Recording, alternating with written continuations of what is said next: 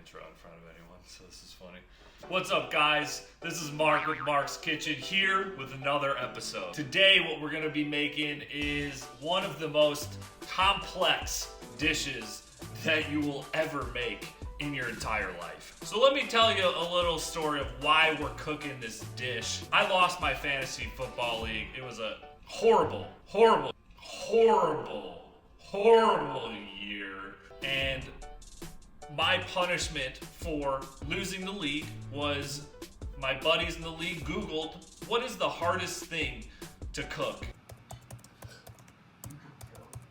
And this came up as number 2. It's called the Beef Wellington. A Beef Wellington is a huge chunk of filet mignon wrapped in a mushroom complex mixture called a Duxelle, and then it's wrapped in puff pastry to get the crisp bite that you want. This is my first time ever cooking this dish, so I will be learning right along with you guys. This dish will take about 2 hours with the beef, the mushrooms, the puff pastry. It is a super complex dish, but we're gonna get it done. It's gonna be real nice right there, all right? Here's what you need to get started cooking your Beef Wellington. Garlic, shallot, English mustard, prosciutto, shrooms, thyme, beef. First thing we're gonna work on is the Duxelle. We are going to chop your mushrooms, the shallots, and your garlic, and we're gonna fry it up. All right, for the Duxelle, we're gonna get started.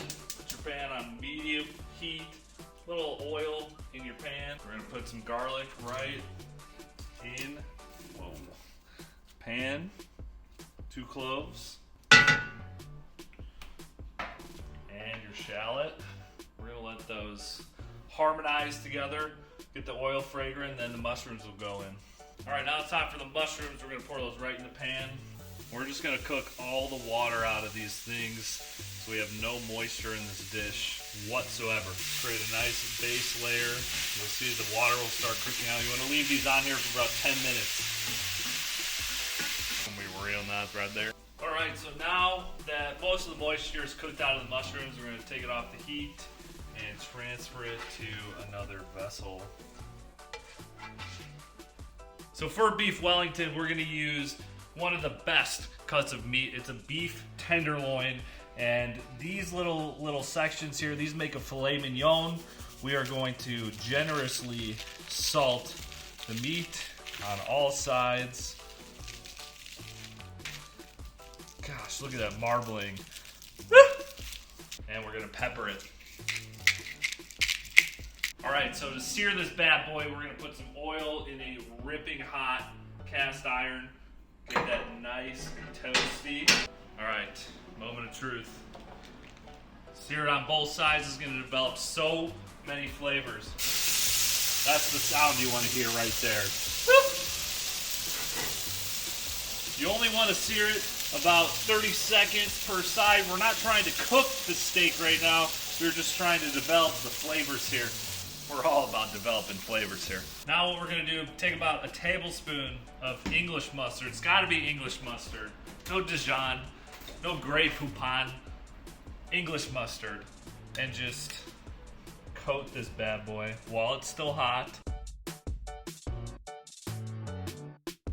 We're gonna let this rest until a little bit of the heat leaves it so we can wrap it in the prosciutto and the Duxelle, and we'll be ready to wrap this thing, get it in the oven, and eat. Woo, woo, woo, woo. All right, so we're rolling out a little layer of plastic wrap. So now we gotta start building this thing. So we're gonna place some prosciutto. All right, now comes the Duxelle. We're just going to sprinkle that right on top. Just making a little pillow for the beef. It's a nice little pillow for it to rest its head on. Don't forget to cut your butcher's twine. All right, now we're gonna put the beef right on everything. It's nice and evenly right here. Now we're gonna use the plastic wrap to our advantage here and roll. And we're gonna set this in the fridge for about 30 minutes to let it conform to the plastic wrap. Then we are going to place this thing in a puff pastry, and then it's ready to go. All right, after 20 minutes in the fridge, we're gonna unwrap this hog of meat and mushrooms, and we're gonna wrap it in this puff pastry that is graciously laid out for us. All right, so after the puff pastry goes on, we gotta throw it back in the fridge for another 20 minutes to just let the shape set in. All right, so we just need to put a nice little egg wash on the Beef Wellington. We're gonna take it out of the wrapping, put it on the parchment paper, give it an egg wash, put it in a 425 degree oven for about 40 minutes for that medium rare. Our pastry brushes are our fingers right here, so. We're just gonna score the top of it, get a little design going, and then we're gonna throw in the oven. Little smiley face on there. And then just as a little garnish on the top, we're gonna sprinkle a little salt. Now we want this thing to render 120 internal temperature when it's done cooking, which will take, like I said, about 40 minutes in the oven. Then we're ready to go.